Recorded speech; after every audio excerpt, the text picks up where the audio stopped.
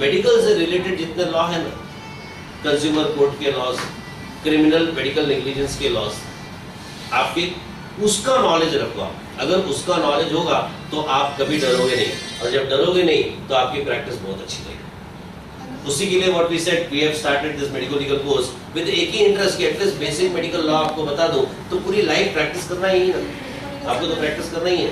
So you will be, we are very lazy people, you know, I always say poor documentation, I don't know why we don't want to document. लेकिन आज की तारीख में जितने cases हमारे against में जा रहे हैं ना, it is because of only written evidence. हम जो पेपर बनाते हैं ना, आईपीडी पेपर, ओपीडी पेपर, उस पे केस डिसाइड होता है सर। आपने रिस्ट्रिक्ट किया है पेशेंट को कि नहीं किया, ये कोर्ट को कोई लेना देना नहीं, लेकिन आपने पेपर में मेंशन किया है कि नहीं किया, वो इम्पोर्टेंस है। अगर ना, we don't want to document, we believe that our juniors are going to do it, and believing on juniors we give all responsibility. और उसका नॉलेज भी तो लिमिटेड है ना, आपके 20 साल के एक्सपीरियंस के सामने उसका एक्सपीरियंस साल भर का भी नहीं। आप सोच रहे हैं ना, जो हाउसमैन के भरोसे पे आप देके जाते हो पेपर, वो उसका एक्सपीरियंस कितना है पेपर लिखने का, लेकिन पेपर अगर आपका प्रॉपर है तो कुछ नहीं होता। हमारे लॉ इज सो गुड, लेकिन हम लोग जो भी केस लूज करते हैं, आज तक मैं नेशनल कमीशन में भी देखा हूँ, whatever we have lost it is only because of evidentiary ground which shows on paper. Reality में आपने किया होगा। एग्जाम्पल देता हूँ, एक केस के अंदर मैं देखा था कि कमेंट किया था, when froth was observed, clear indication of pulmonary oedema while Lasix injection given after 45 minutes later. कौन सा डॉक्टर इतना डिले करता है लाइफ सिचुएशन में? कोई नहीं करता, लेकिन वो पेपर बनाते टाइम खाली टाइमिंग 5 o'clock and 5:40 ऊपर नीचे लिख दिया, पर आपको तो उतना ही चाहिए ना। समझो ना, तो documentation plays very important role. Unity is must. अगर आपको सेफ रहना है you must get united. I'll come down to defense part. Defense part के लिए सबसे best defence, prevention is better than cure. Prevention का मतलब क्या हुआ? Be in presence always. When you examine a patient, try to be in a presence. Try to be in presence. Example देता हूँ। Normal habit है हमारे doctor की, एक टाइम को मल्टीटास्कर रहता है। पेशेंट भी चेक करेगा, मोबाइल में बात करेगा। हाँ बोल। Your mind is not divided. You are going to miss the diagnosis. You are going to miss the things, important thing.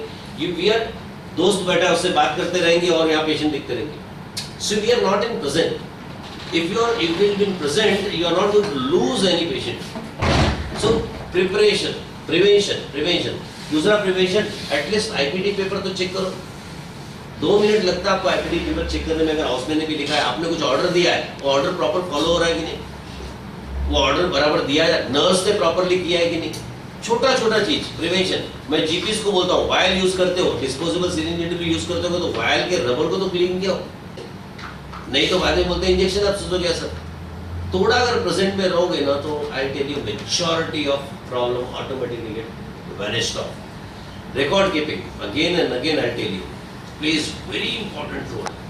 हमने जितने भी केसेस आज तक विन किए हैं ना, क्योंकि जिस वक्त हमारा सिस्टम बहुत अच्छा है कि the moment anything happens we immediately tell our people to call us। और हमारे पास टाइम पीरियड रहता है, डेथ हो गया तो भी आप डॉक्टर के पास 1-2 घंटे का टाइम रहता। we tell them at least you send up scan a paper or fax a paper to us। हम लीगल एंगल से देखेंगे, आप मेडिकल एंगल से देखते हैं। हम लीगल एंगल से देखेंगे और कुछ है तो मॉडिफाई करके फिर सबमिट करो पुलिस डिपार्टमेंट में। मेजॉरिटी, बिकॉज अल्टीमेटली आप लोग भी कमेटी के अंदर रहते हो, एक्सपर्ट कमिटीज में ऑर्गेनाइज करने के लिए, तो आप ओपिनियन किस पे देते हो? आपके सामने जो पेपर है उस पे ही ना। तो पेपर अगर प्रॉपर है तो आप ही ओपिनियन पॉजिटिव होगी, और पेपर प्रॉपर नहीं तो आप भी लिखोगे देयर इज निकाल। मैं आपको एक केस बताता हूँ आपको अंडरस्टैंडिंग के लिए, so you'll understand more properly. This was case happened at Kurla. ENT surgeon has planned peritonsillar abscess surgery on OPD cases. Interesting case because we learned a lot. That's the reason I always share this case with people because that was all learning. इसमें इस case में क्या हुआ, 2 बजे उन्होंने patient को admit किया, investigation भेज दिया, 4 बजे उन्होंने फोन पे इन्वेस्टिगेशन दिया, एवरीथिंग इज प्रॉपर। रूटीन आदत है सर्जन की फोन पे इन्वेस्टिगेशन देना, and posted the patient for surgery, and patient during surgery went in complication and died. This is the whole story. Police intervened, doctor ने जो भी paper work करना था प्रॉपर किया, उनके हिसाब से प्रॉपर किया, क्योंकि टाइम था उनके पास, उनको मालूम है पुलिस को देना है, पीएम को बॉडी देना है। पुलिस ने वो पेपर कमेटी के पास दिया। जे कमेटी का ओपिनियन मैं आपको बताता हूँ पेपर के ऊपर, जो पेपर उनके बाद भेजा था, जो आप लोग करते ना, 3-4 ओपिनियन थे कि 100% oxygen was needed by O2, Ambu bag was used, फिर ये जो मैंने आपको बताया Lasix इंजेक्शन का। लेकिन एक बहुत डेंजरस कमेंट था, that was a very important comment on the ground of a law. Committee में डॉक्टर्स थे, डॉक्टर को मालूम है कि इसने इन्वेस्टिगेशन किया होगा, बिगर इन्वेस्टिगेशन का सर्जरी नहीं करेगा, लेकिन इन्वेस्टिगेशन पेपर हमारी आदत है ना, नंतर फाइल मध्ये लावून टाका, आईपीटी पेपर पे लिखते नहीं इन्वेस्टिगेशन, वहां उनको इन्वेस्टिगेशन मिला नहीं, तो उन्होंने कमेंट किया कि आइदर इन्वेस्टिगेशन नॉट डन और नॉट डॉक्यूमेंटेड। उन्होंने नॉट डॉक्यूमेंटेड क्यों बोला कि उनको मालूम था डॉक्यूमेंट नहीं हुआ है, क्योंकि डॉक्टर बिगर इन्वेस्टिगेशन की वजह सर्जरी नहीं करेगा। लेकिन ये जब केस कोर्ट ऑफ लॉ में गया, because negligence was found, doctor was arrested under 304 है, क्योंकि मैं खुद था, पुलिस को हमने बात किया था, प्लान करके हमने अरेस्ट कराया, देन प्रेजेंट किया उनको कुर्ला कोर्ट में। There we learned PP has fighted that case in a court for almost 45 minutes. Argument was almost for 45 minutes. और उसका argument का point एक ही था कि this particular section attracts 304 part 2, not 304 part A. 304 part A और part 304 part 2 में difference thin line है। 304 A कहता है, 304 A which is normal section applies to us, says causing a death without intention with a negligent act, causing a death without intention with a negligent act attracts maximum 2 years punishment, which is bailable offence. Bailable offence मतलब it is all right कि अभी जाओ तुरंत आ जाओ, जो भी formalities करनी हो करके you are out, you will not be behind the bar. Non bailable offence मतलब it is a right of a judge to give a bail or not to give a bail. वो 4 दिन लगाए, 10 दिन लगाए, 15 दिन लगाए। अब उसका जो आर्ग्यूमेंट था, उसका आर्ग्यूमेंट क्या था कि 304 part 2 says causing a death without intention। पहले में वही था, दूसरे में वही है, एक ही वर्ड का डिफरेंस है, with a knowledge, causing a death without intention with a knowledge that particular thing can cause a death। और उसने बोला कि with a knowledge is very important factor, और in this case investigation was not done, क्योंकि उसने court पे एक ही बोला कि आइदर प्रेग्नेंट है या नहीं प्रेग्नेंट, लॉ इज एब्सोल्यूट। तो डॉक्टर का जो वर्डिंग था आइदर नॉट डन और नॉट डॉक्यूमेंटेड, उसने डॉक्यूमेंटेड को उड़ा दिया, बोले it is not done at all, document का क्वेश्चन ही नहीं आता, इट इज नॉट डन। उसके बाद उन्होंने आर्ग्यू किया था कि since without investigation they proceeded with the surgery, where doctor was having a knowledge कि without investigation if I proceed death can cause and death has caused. So it attracts non-bailable offence, which is 10 years punishment. We learned, see we could able to do because Supreme Court की judgment थे हमारे पास उस time पे, we got a bail at that immediate effect। लेकिन मैं आपको समझाने की कोशिश कर रहा हूँ कि छोटे-छोटे जो डॉक्यूमेंटेशन में मिस्टेक करते हैं ना हम लोग, can become a Dracula to us। तो be careful at least with documentation because law is really good for the doctor, believe me, if you are doing a proper documentation। हम लोग वहीं जाके फंसते हैं and indemnify yourself, वो तो आप लोग करते ही होंगे, लेकिन अगर नहीं करते होंगे तो करना चालू करो, क्योंकि इंडेमिनिटी आज की तारीख में is a must because patient started knowing their rights. आप गवर्नमेंट में होंगे तो भी इंडेमिफाई करो। एंड अगर आप मेरे से पूछोगे मेरे एक्सपीरियंस से, तो any surgeon, any consultant must get indemnified not less than 20 lakhs। 10 lakhs तो बहुत अमाउंट कम हो गया, 20 lakhs, क्योंकि अब जो कॉस्ट फैक्टर हमारे कोर्ट में चलता है वो काफ़ी बढ़ गया, क्योंकि जिसके साथ भी इंसिडेंस होता है उसकी 25,000 की सैलरी देती। आज की तारीख में कॉमन सैलरी आप देखो पैकेज में चलता है ना, and that is not calculated. तो नॉर्मली हम बोलते हैं कि आप 10 लाख रखते थे पहला, लेकिन अब कम से कम 20 lakhs के लिए आप इंडेमनिफाई हो, because that is going to save you lot. And this difference is confidence. हम हमेशा बोलते हैं कि अपना कॉन्फिडेंस लूज मत करो। सिचुएशन हो गई ना, हो गई, पेशेंट मर गया ना, उसको जिंदा तो नहीं कर सकते ना, तो वहां पैनिक मत, कॉन्फिडेंटली कूलली सिचुएशन को हैंडल करने के लिए तैयार हो जाओ एंड फिर रिस्पॉन्ड करो। उसके लिए कई एक्टिविटी हम करते हैं, ये we do a activity for the doctors. And again relationship, आपका communication is going to save you lot. अगर प्रॉपरली कम्युनिकेट करते हो पेशेंट ना कि भाई मिसहैप हो गया है, जब मुझे फोन आता तो मैं ही करता हूँ कि आपका मिसहैप हो गया, आपको पता है ना, तो भी हर 10 मिनट में पेशेंट को जाके बताओ रिलेटिव जिसको बोलते हैं स्लो स्लो स्लो, कोई सदमा सडन दोगे तो भारी पड़ जाएगा कि भाई अटैक आया हुआ है, मैं कोशिश कर रहा हूँ। फिर 10 मिनट के बाद वो ईगर रहते सुनने को क्या हो रहा है, 10 मिनट में कम्युनिकेट करो ना, बाद में 2 घंटे बाद बोलोगे तो उसको लगेगा आप 2 घंटे से अंदर मेहनत कर रहे हैं, आप अंदर गप्पे मारो ना, लेकिन 2 घंटे से मेहनत कर रहा उसको लगेगा। आप समझ रहे ना? So proper communication and keeping a relationship with the patient is very very very very important. मैं जाने के पहले आपको रिलेशनशिप की डीवीडी देके जाऊंगा, लेकिन रिलेशनशिप के मैं स्पेशल लेक्चर क्यों लेता हूं सिर्फ इसीलिए कि relationship not only going to reduce the negligence but is going to increase your business also and efficiency also.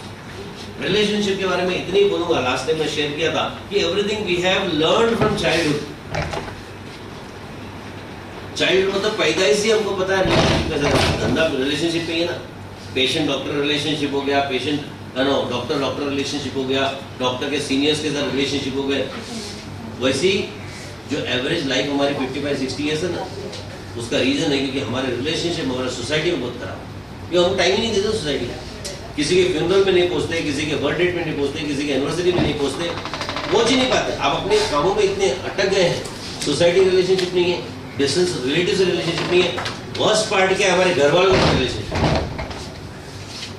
तो उसके अंदर मैं आपको जाने के पहले देखे जाऊंगा, it was a beautiful DVD, I really want that you should see with your families, क्योंकि उसके अंदर मैंने बहुत सारे पॉइंट्स डिस्कस किए हैं जो हमने चाइल्डहुड से सीखे हैं। जैसे लास्ट टाइम मैंने शेयर किया था, एक आध 2 पॉइंट खाली मैं बोलता हूँ, डीवीडी आप देखो इसलिए बताऊंगा मैं हाईलाइटिंग पॉइंट। ऐसे बहुत सारे पॉइंट दिया हूँ कि बच्चों को देखो, आप 2 साल का बच्चा अगर ट्रेन में जा रहा है तो सामने वाले को सबसे पहले स्माइल वही देता है, और सामने वाला कितने भी गुस्से में बैठा हो, इगोइस्टिक हो, खड़ूस हो, रिप्लाई क्या देगा, मतलब। और 2 मिनट में दोनों की दोस्ती हो जाती है।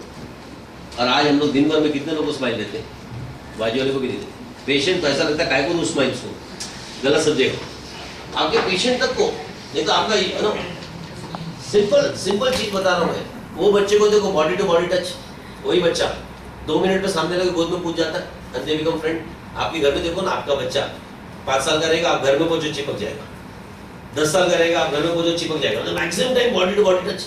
और आपके बच्चे के रिलेशन कितने स्ट्रॉन्ग, 18 साल के बाद बच्चे से कितनी बार हाथ मिलाते हो आप, 22 साल के बाद कभी कंधे पे हाथ रखते हो क्या? और बाद में आपके रिलेशन बच्चे से कितने होते हैं?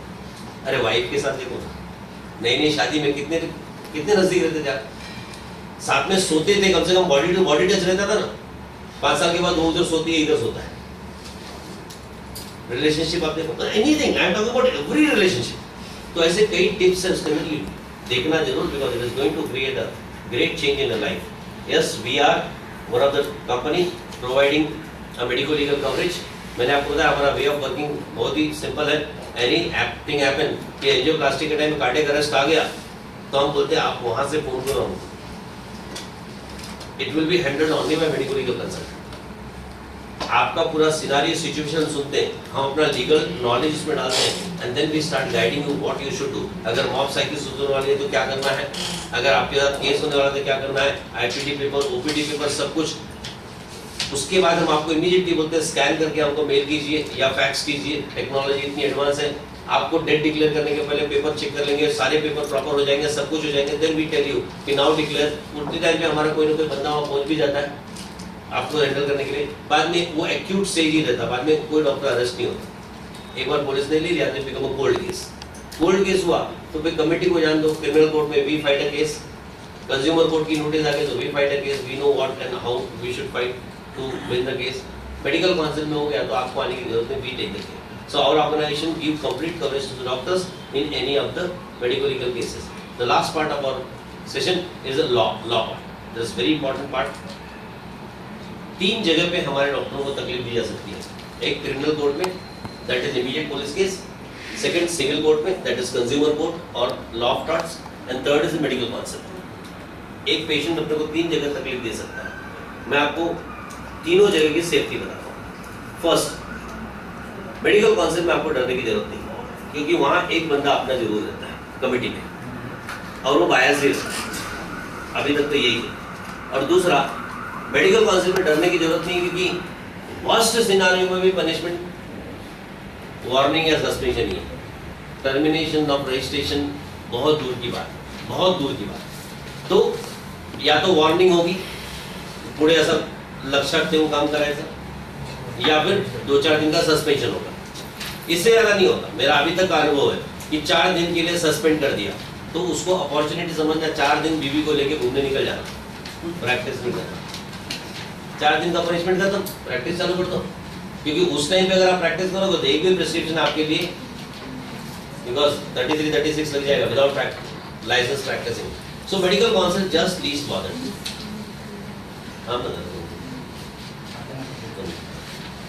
Second part is civil court. Medical council का आप समझिए, second part is civil court. इसके लिए मैं आपको बताऊं इंडेमनिफाई। अगर आपके पास इंडेमनिटी है तो बिल्कुल डरने की जरूरत नहीं। वर्स्ट सिनेरियो में क्या होगा, वर्स्ट सिनेरियो में क्या होगा, केस अगेंस्ट ही जाएगा, नेग्लिजेंस प्रूव ही होगा, कोर्ट 5 लाख का 10 लाख का ऑर्डर देगा ना, क्या प्रॉब्लम जा रहा है, दैट इज द वर्स्ट। वैसा होता नहीं, लेकिन वर्स्ट बोल रहा हूँ। इंश्योरेंस निकाला है वो इंडेमनिटी कंपनी पैसा देगी, नहीं निकाले होगे तो घर बेच के देना पड़ेगा, हॉस्पिटल बेच के देना पड़ेगा, करोड़ की कंपनसेशन हमारी कोर्ट देने लग गई है। आपके पास इंडेमनिटी है, लीव। इसका ये मतलब भी केस नहीं लड़ना।